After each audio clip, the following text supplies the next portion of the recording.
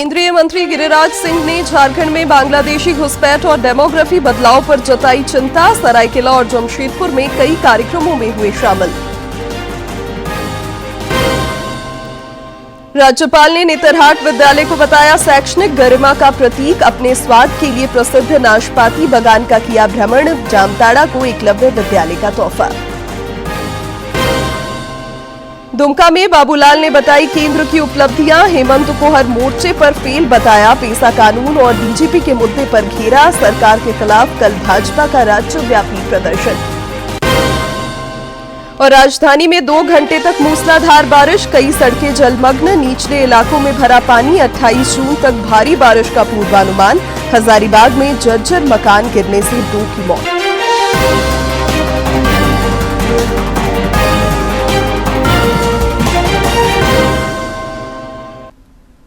नमस्कार, प्रादेशिक समाचार में आपका स्वागत है। मैं हूं शिवानी कुमारी और अब समाचार विस्तार से। मध्य पूर्व में जारी गतिरोध के बीच केंद्रीय पेट्रोलियम मंत्री हरदीप सिंह पुरी ने कहा है कि भारत में पेट्रोलियम का पर्याप्त भंडार है। उन्होंने कहा कि ईंधन आपूर्ति की स्थिरता सुनिश्चित करने के लिए सभी आवश्यक कदम उठाए जाएंगे।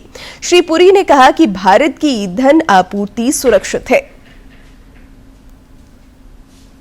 The sources of supply, and out of the 5.5 million barrels of crude oil that India consumes daily, about 1.5 and 2 million only come through the Straits of Hormuz. We import roughly 4 million barrels through other routes, and our companies, the oil marketing companies, have enough stocks. Most of them have stocks up to 3 weeks. One of them has in fact 25 days stocks. And we are also confident that we can increase the supply of crude through other routes should the situation so warrant. We are in touch with all possible actors in this, the supply routes, etc. And I believe that there is no cause for any alarm on this score.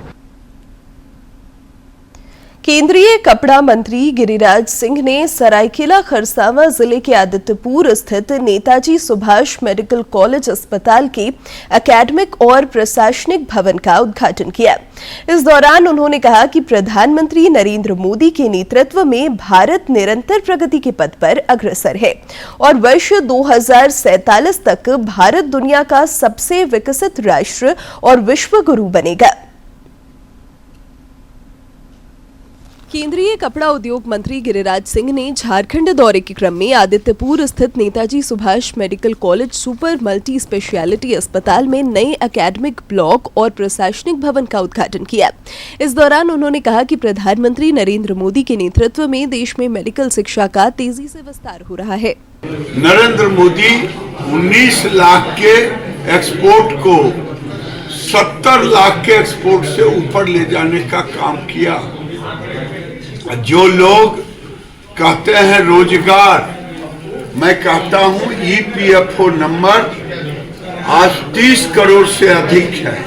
वहीं झारखंड में तसर उत्पादन की संभावनाओं पर बोलते हुए उन्होंने बताया कि रांची के नगरी क्षेत्र में 1 एकड़ में इंडोर तसर उत्पादन की शुरुआत की गई है, जिसे पूरे राज्य में विस्तार दिया जाएगा। केंद्रीय मंत्री ने कहा कि तसर किसानों को कपड़ा मंत्रालय अत्याधुनिक संसाधन मुहैया कराने की दिशा में लगातार काम कर रहा है। 19 तारीख को नगरी रांची में जो तसर का केंद्र है, वहाँ इंडोर के लिए 1 एकड़ में प्लांटेशन करने के बाद अब उसका एक नया वर्जन शुरू होगा। श्री सिंह ने मुख्यमंत्री हेमंत सोरेन पर तीखा प्रहार करते हुए आरोप लगाया कि राज्य सरकार वोट बैंक की राजनीति के तहत बांग्लादेशी घुसपैठियों को संरक्षण दे रही है, जो आने वाले समय में आदिवासियों के लिए खतरनाक साबित हो सकता है। बांग्लादेशी घुसपैठी और रोहिंग्या भले वो सरकार बना लें, आने वाले दिन में हेमंत सोरेन झारखंड को बंगाल बनाना चाहते हैं। इन लोगों को वोट से प्रेम है, न आदिवासी से प्रेम है, न भारत से प्रेम है। चुनाव जीतना एक बात होता है भ्रम में डाल करके। एक सवाल के जवाब में केंद्रीय मंत्री ने कहा कि भारतीय जनता पार्टी दुनिया की सबसे बड़ी पार्टी है। इसमें व्यक्ति नहीं, पार्टी सर्वोपरि होती है। उन्होंने भरोसा जताया कि झारखंड में भाजपा एक बार फिर वापसी करेगी। सरायकेला खरसावा से अनूप मिश्रा की रिपोर्ट। केंद्रीय कपड़ा मंत्री ने जमशेदपुर में एक कार्यक्रम को संबोधित करते हुए राज्य की हेमंत सोरेन सरकार को आदिवासी विरोधी करार दिया। इस मौके पर उन्होंने जागृत समाज और राष्ट्र निर्माण पर भी बल दिया। केंद्रीय कपड़ा मंत्री गिरिराज सिंह ने जमशेदपुर में एक दैनिक समाचार पत्र के कार्यक्रम को संबोधित करते हुए बांग्लादेशी घुसपैठ पर चिंता जताई और कहा कि इससे झारखंड के 13 जिलों का डेमोग्राफी चेंज हो गया है। आने वाले दिन में झारखंड बंगाल का दूसरा स्वरूप होगा और बंगाल बांग्लादेश का दूसरा स्वरूप। ऑपरेशन सिंदूर का जिक्र करते हुए उन्होंने कहा कि भारतीय सेना के शौर्य की जहां दुनिया में चर्चा हो रही है, वहीं ऐसे समय में विपक्ष द्वारा सबूत मांगा जा रहा है, जो दुर्भाग्यपूर्ण है। आज लोग सोशलिज्म की चर्चा, सेकुलरिज्म की चर्चा, धर्मनिरपेक्षता हिंदी में चर्चा, ऐसे ऐसे शब्दों का प्रचलन करते। उन्होंने वोट बैंक और तुष्टीकरण की राजनीति पर प्रहार करते हुए कहा कि जहां भी सनातनी की जनसंख्या कम हुई है, वहां समरसता कम हुई है। इस मौके पर उन्होंने जागृत समाज और राष्ट्र निर्माण पर बल दिया। आपको जागृत करना, समाज को जागृत करना, और यहाँ की सरकार तो अंधा हो गई है वोट की लालच में। केंद्रीय कपड़ा मंत्री गिरिराज सिंह ने इस दौरान सामूहिक प्रयास से देश को नई ऊंचाइयों तक पहुंचाने का संकल्प दोहराया। जमशेदपुर से राजेश कुमार लालदास की रिपोर्ट।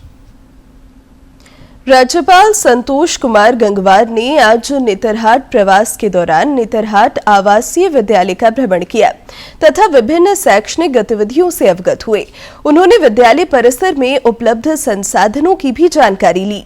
श्री गंगवार ने विद्यालय की सुदृढ़ शैक्षणिक परंपरा, अनुशासित वातावरण तथा प्राकृतिक सौंदर्य से युक्त परिसर की सराहना की।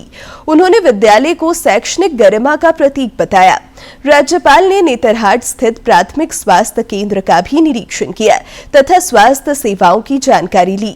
उन्होंने लगभग 100 एकड़ में फैले नाशपाती बागान का भ्रमण किया तथा स्वाद एवं गुणवत्ता के लिए प्रसिद्ध नट किस्म के नाशपाती से अवगत हुए। झारखंड विधानसभा के अध्यक्ष रविंद्रनाथ महतो ने आज जामताड़ा के फतेहपुर प्रखंड के चौकुंदा में एकलव्य मॉडल आवासीय विद्यालय भवन और छात्रावास का उद्घाटन किया। इस दौरान उन्होंने शिक्षा के प्रसार और सर्वसुलभ शिक्षा पर जोर दिया। कार्यक्रम में जिले के पुलिस और प्रशासनिक अधिकारियों समेत कई गणमान्य लोग मौजूद थे। भाजपा प्रदेश अध्यक्ष बाबूलाल मरांडी ने आज दुमका में संवाददाता सम्मेलन आयोजित कर केंद्र सरकार की 11 वर्ष की उपलब्धियां गिनाई। श्री मरांडी ने कहा कि प्रधानमंत्री नरेंद्र मोदी के नेतृत्व में केंद्र सरकार के बीते 11 वर्ष सेवा, सुशासन और गरीब कल्याण को समर्पित रहे हैं। उन्होंने कहा कि देश में काफी कुछ बदल गया है। लाल फीताशाही का अंत हुआ है और लोगों तक बुनियादी सुविधाएं पहुंची हैं। भाजपा प्रदेश अध्यक्ष ने कहा कि प्रधानमंत्री नरेंद्र मोदी के नेतृत्व में देश सुरक्षित है और देश में सुशासन है।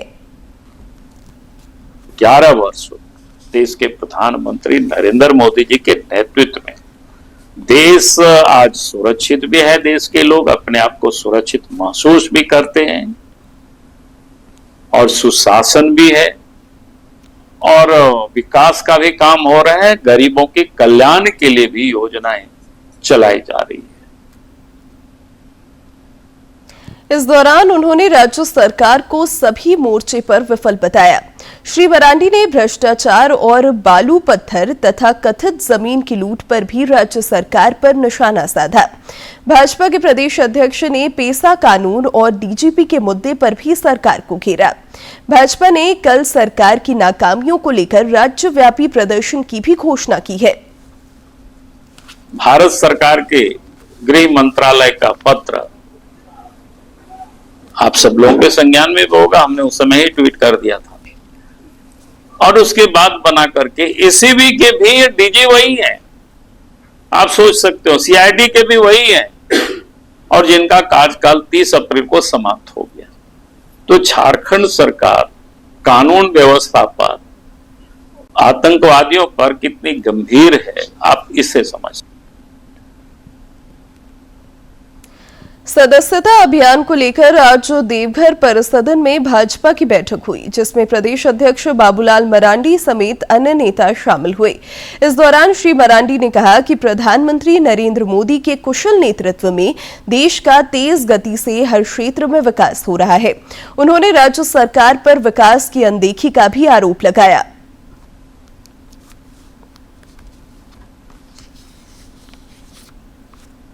नरेंद्र मोदी जी के द्वारा दिया गया वो उसका लाभ भी झारखंड की जनता को नहीं मिल रहा है, क्योंकि जिन हॉस्पिटल ने लोगों की इलाज की है पिछले 10 महीनों से पैसे लोगों को अस्पतालों को आज वहाँ गरीब मरीजों के अब इलाज एक बंद कर दिया। तो आज इस देश के अंदर गरीबों को स्वास्थ्य सुविधा का जो लाभ मिलना चाहिए वो नहीं मिलता। परिवहन मंत्री दीपक बिरुआ ने पश्चिमी सिंहभूम झारखंड मुक्ति मोर्चा के सभी संगठन इकाई वर्ग से मुलाकात की और शुभकामनाएं दी। उन्होंने भरोसा जताया कि संगठन इकाई के प्रतिनिधि अपनी जिम्मेदारी का बखूबी निर्वहन करेंगे ताकि पार्टी को मजबूती मिल सके। श्री बिरुआ राजनगर हाट मैदान में आयोजित माझी महल परगना सम्मेलन में भी शामिल हुए।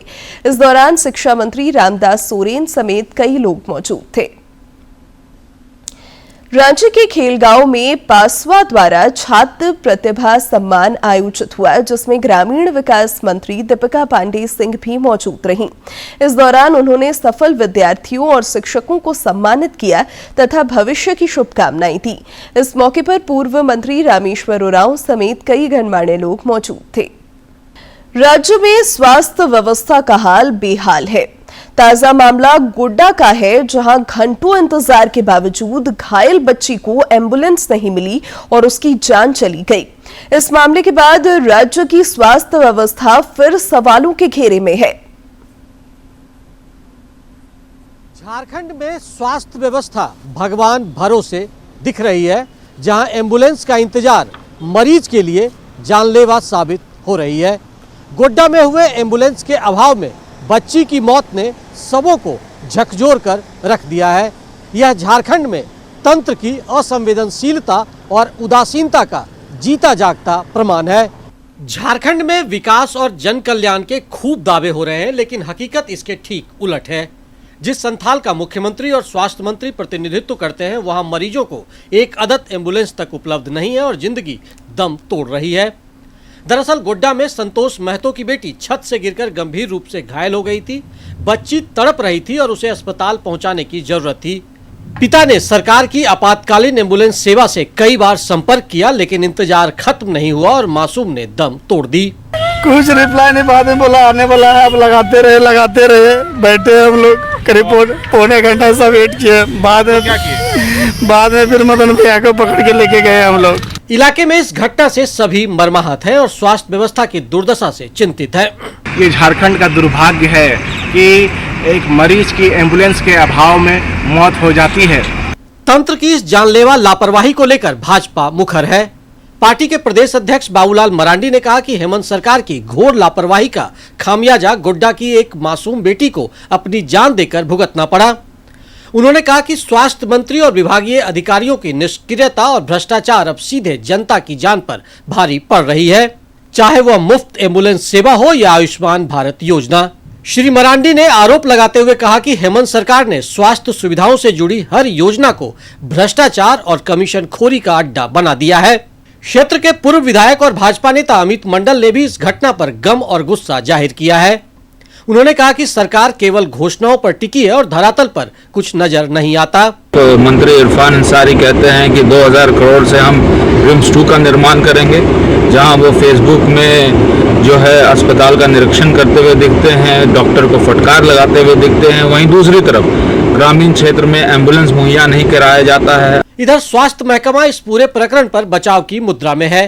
गोड्डा के सिविल सर्जन डॉक्टर अनंत कुमार झा मामले में पल्ला झाड़ते दिखे और कहा कि विस्तृत रिपोर्ट तलब की गई है। तो इस संबंध जो है संबंधित जो एम्बुलेंस के संचालक हैं उन लोगों से वस्तुस्थिति जानने हेतु पत्र लिखा गया है और अस्पताल से भी एक विस्तृत रिपोर्ट। पिछले दिनों राज्य के सबसे बड़े सरकारी अस्पताल में भी घोर लापरवाही सामने आई थी, जब बिरहोर आदिम जनजाति के एक बच्चे को बेहतर इलाज नहीं मिल पाया और उसकी जान चली गई। झारखंड में स्वास्थ्य सेवा के नाम पर मोटी राशि खर्च हो रही है, बावजूद इसके एम्बुलेंस के इंतजार में मासूम की मौत कई सवाल खड़े करती है। राज्य में अस्पतालों की चर्चा तो बाद में होगी, वहां तक मरीजों को पहुंचाने वाली सेवा ही खुद बीमार दिख रही है, जो दावों की पोल खोल रहा है। डीडी न्यूज के लिए सौरभ के साथ मैं दिवाकर कुमार। आज विश्व ओलंपिक दिवस पर कई कार्यक्रम आयोजित किए गए। एथलीटों के लिए यह दिन बेहद खास माना जाता है। धनबाद में खेल प्रतिभाओं को निखारने के उद्देश्य से Birsa Munda mega sports complex और कला भवन में बच्चों को विभिन्न खेलों का प्रशिक्षण दिया जा रहा है। जिला खेल पदाधिकारी उमेश लोहरा खुद कोच की भूमिका निभा रहे हैं। आइए देखते हैं ये खास रिपोर्ट।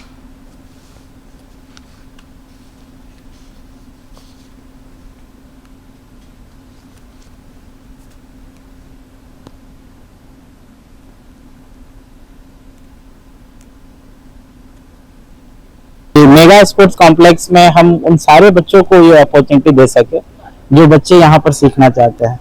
तो अभी मेरा बस प्रयासरत है कि अभी 4 से 5 गेम हमने यहाँ पर स्टार्ट किया है। आने वाले सालों में हम और भी जो है अलग अलग एक्टिविटी यहाँ पर शुरू करेंगे, जिससे बच्चों के पास एक प्लेटफॉर्म रहे, एक अपॉर्चुनिटी रहे कि जो भी खेल बच्चे खेलना चाहते हैं वो यहाँ पर खेल सकते हैं।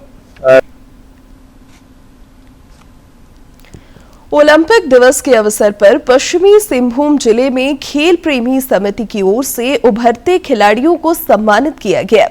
समारोह में फुटबॉल खिलाड़ी जयपाल सिरका, बॉक्सिंग खिलाड़ी कनिष्का कुमारी गोराई, बैडमिंटन खिलाड़ी यशवर्धन जोशी समेत अन्य कई खिलाड़ियों को सम्मानित किया गया। समिति के अध्यक्ष देव कुमार बैनर्जी ने कहा कि उनकी संस्था खेल प्रतिभाओं को पिछले 3 वर्षों से सम्मानित कर रही है, जिसमें 6 प्रतिभा सम्मान खिलाड़ियों को सम्मानित किया जो अलग अलग इवेंट से थे। शतरंज से थे, बैडमिंटन से, बॉक्सिंग से थे, फुटबॉल से थे। इस तरीके के 6 प्रतिभाशाली खिलाड़ियों को सम्मानित किया गया। प्रतिवर्ष ये कार्यक्रम इस संस्था द्वारा किया जाता है और ये संस्था का यह प्रयास है कि कम से कम एक ऐसा प्लेटफॉर्म दे जहाँ से बच्चे और आगे जाएं, एक प्रोत्साहन मिले। इसलिए इस समारोह का जो टाइटल है वो प्रोत्साहन समारोह, सम्मान समारोह है। कोलकाता में संपन्न 9वीं ranking open national skating championship में झारखंड के खिलाड़ियों का बेहतरीन प्रदर्शन रहा। चैंपियनशिप के आखिरी दिन झारखंड की झोली में और 2 स्वर्ण पदक आए। रुद्रांश शर्मा और आदित्य रंजन ने विभिन्न आयु वर्ग की 500 मीटर स्पर्धा में स्वर्ण पदक पर कब्जा जमाया। और अब बात मौसम की। राजधानी रांची में आज दोपहर बाद करीब 2 घंटे तक मूसलाधार बारिश हुई। तेज बारिश से शहर की कई प्रमुख सड़कें जलमग्न हो गईं और यातायात प्रभावित हुआ। भारी बारिश के कारण स्कूल बसों को निकलने में काफी दिक्कत हुई। निचले इलाकों में पानी भर जाने से लोगों को भारी परेशानियों का सामना करना पड़ा। करमटोली, बरियातू, कोकर, पिस्का मोड़ समेत कई क्षेत्रों में घरों और दुकानों में पानी घुस गया। मौसम विज्ञान केंद्र रांची ने बताया है कि बंगाल की खाड़ी में बने निम्न दबाव के कारण पूरे झारखंड में अगले कुछ दिनों तक तेज बारिश का सिलसिला जारी रहेगा। 28 जून तक राज्य के अलग अलग जिलों में भारी से बहुत भारी बारिश की संभावना जताई गई है। लोगों से अपील की गई है कि वे सतर्क रहें और आवश्यक होने पर ही घरों से बाहर निकलें। इस बारिश से जहां जनजीवन प्रभावित हुआ है, वहीं खेती किसानी के लिए इसे मुफीद माना जा रहा है। गढ़वा के किसान कृषि कार्यों की तैयारी में जुट गए हैं और बीज भंडारों में उनकी भीड़ उमड़ रही है। देखिए ये रिपोर्ट। बारिश की बौछारों से राज्य के किसान खुशी से झूम उठे हैं। गढ़वा के किसान कृषि कार्यों की तैयारी में जुट गए हैं और वे बीज भंडारों का रुख कर रहे हैं। क्षेत्र के कृषक एकराम मेहता और मुनि महतो ने कहा कि समय पर अनुकूल बारिश होने की वजह से वे खेतों में बीहन रोपने की प्रक्रिया शुरू कर चुके हैं। साथ ही समुचित खाद और बीज की खरीदारी भी कर रहे हैं। इस साल बारिश बढ़िया हो रहा है, लग रहा है कि इन साल बारिश होगा तो धान गृहस्थ के फसल बढ़िया उतरेगा। हम लोग खेती गृहस्थी और कर दिए हैं, अभी और बाकी है बिहन खरीदने हैं धान का, ले जाएंगे तो इसी को छीटेंगे, रोपेंगे, तैयार होगा।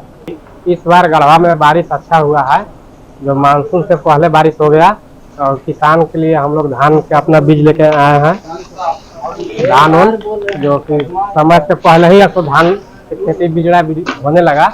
वहीं बीज दुकानदार भी किसानों को उनकी मांग अनुसार बीज उपलब्ध करा रहे हैं। बीज विक्रेता जितेंद्र कुमार ने कहा कि इस बार बेहतर मानसूनी बारिश के आसार है, जिससे अन्नदाताओं में नई ऊर्जा का संचार हुआ है और वे जमकर बीजों की खरीदारी कर रहे हैं। इस टाइम से बारिश हो रही, लग रहा है कि अच्छी बारिश होगी, किसान की अच्छी फसल होगी। इसी दिन में किसान धान बीज सब खरीद रहे हैं। आगे अच्छी बारिश होने की उम्मीद है। उम्मीद है कि हम लोग का बिजनेस में अधिक बिक्री होगी। झारखंड में वर्षा आधारित कृषि होती है। इस बार मॉनसून राज्य पर मेहरबान दिख रहा है, जिससे बेहतर कृषि की संभावनाएं भी बढ़ी है और अन्नदाता बेहतर उपज को लेकर आशान्वित हैं। डीडी न्यूज के लिए गढ़वा से विजेंद्र तिवारी की रिपोर्ट। हजारीबाग के बरही थाना क्षेत्र के रसोईया धमना बाराटोला गांव में एक जर्जर मकान की छत गिरने से दंपति की मौत हो गई। जानकारी पाकर मौके पर पहुंची प्रशासनिक टीम ने घटनास्थल का निरीक्षण किया। बरही के अंचलाधिकारी अमित किस्कू ने पीड़ित परिवार को प्राकृतिक आपदा राहत कोष के प्रावधानों के अनुसार 4 लाख रुपए सहायता राशि देने का आश्वासन दिया। कारण या आपदा के तहत जो है इसमें 4 लाख तक का प्रावधान है जो उनको दिया जाएगा, लेकिन सारा प्रक्रिया का पूर्ण होने के बाद दिया जाता है। सेहत की बात में आज देखते हैं आंखों की सुरक्षा के बारे में। ऑक्यूलर ट्रॉमा यानी आंखों में चोट या आघात बेहद आम है और आंखों की दृष्टि को गंभीर रूप से प्रभावित कर सकता है। आघात मामूली से लेकर गंभीर तक हो सकता है। कई कारण होते हैं आंखों में चोट लगने के, जैसे कि सड़क दुर्घटना या काम करते वक्त चोट लग जाना, जिसे ऑक्यूपेशनल इंजरी भी कहते हैं, या फिर खेल कूद के दौरान चोट लगना।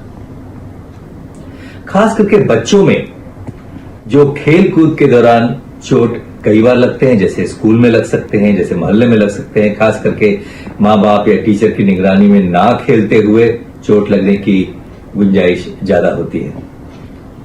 हमारे फेस्टिवल सीजन में जैसे दशहरा, दिवाली, इन सबों में पटाखों के कारण चोट लगना, तीर कमान से खेलते हुए चोट लगना, ये भी एक बहुत ही महत्वपूर्ण कारण है। आंख में चोट लगने पर आंख में दर्द और सूजन, आंखों से रक्तस्राव होना, दृष्टि में क्रमिक कमी, द्विदृष्टि यानी डबल विजन, आंखों में चमक या फ्लोटर्स, विकृत पुतली, गैर प्रतिक्रियाशील पुतली या आंखों का उभरना जैसे लक्षण उत्पन्न हो सकते हैं। अगर किसी व्यक्ति को आंख में चोट लग गई है तो आवश्यक है कि तुरंत किसी नेत्र रोग विशेषज्ञ से संपर्क करें। राष्ट्रीय मानवाधिकार आयोग ने ऑक्यूलर ट्रॉमा यानी आंख की चोट से बचाव के लिए कई महत्वपूर्ण कदम उठाए और इसे रोकने के लिए साथ ही ऑक्यूलर ट्रॉमा वाले रोगियों के इलाज और उनके पुनर्वास को सुनिश्चित करने के लिए भी प्रयास किए। NHRC यानी नेशनल ह्यूमन राइट्स कमीशन ने ocular trauma society of India और ऑल इंडिया ऑफ्थल्मोलॉजिकल सोसाइटी के साथ मिलकर एक इंटीग्रेटेड अप्रोच बनाई है, एक एडवाइजरी जारी की है, जिसका प्रमुख उद्देश्य है कि एक हम रजिस्ट्री बनाएं उन मरीजों का जिन्हें आंखों में चोट लगी है। हम कोशिश ये करें कि लोगों को कम से कम चोट लगे ऐसी सुविधाएं दे सकें, जैसे ऑक्यूपेशनल इंजरीज बचाने के लिए हम प्रोटेक्टिव गॉगल्स दे सकें, पटाखों पे और तीर कमान पे बैन लगा सकें, उनके इस्तेमाल को रोक सकें।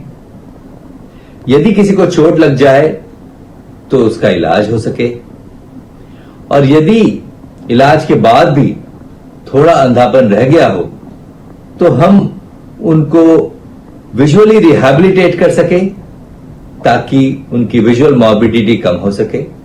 कुछ सावधानियों को रखकर नेत्र को आघात से बचाया जा सकता है और दृष्टिहीनता से बचाव हो सकता है। किरण भारद्वाज, डीडी न्यूज। और अब एक नजर डालते हैं प्रमुख शहरों के आज के तापमान पर। राजधानी रांची का अधिकतम तापमान 31.2 और न्यूनतम 22.1 डिग्री सेल्सियस रिकॉर्ड किया गया। जमशेदपुर का अधिकतम तापमान 33.6 और न्यूनतम 23.4 तथा डाल्टनगंज का अधिकतम तापमान 40 और न्यूनतम तापमान 28.1 डिग्री सेल्सियस रिकॉर्ड किया गया।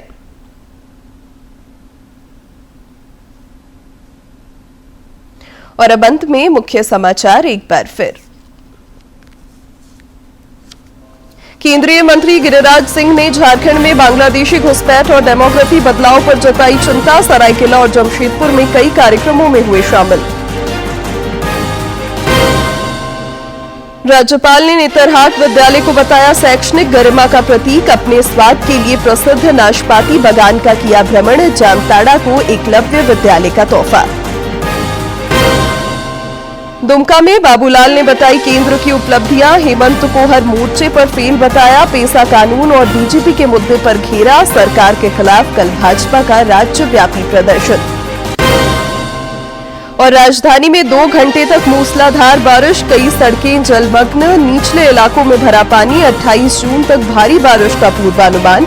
हजारीबाग में जर्जर मकान गिरने से 2 की मौत।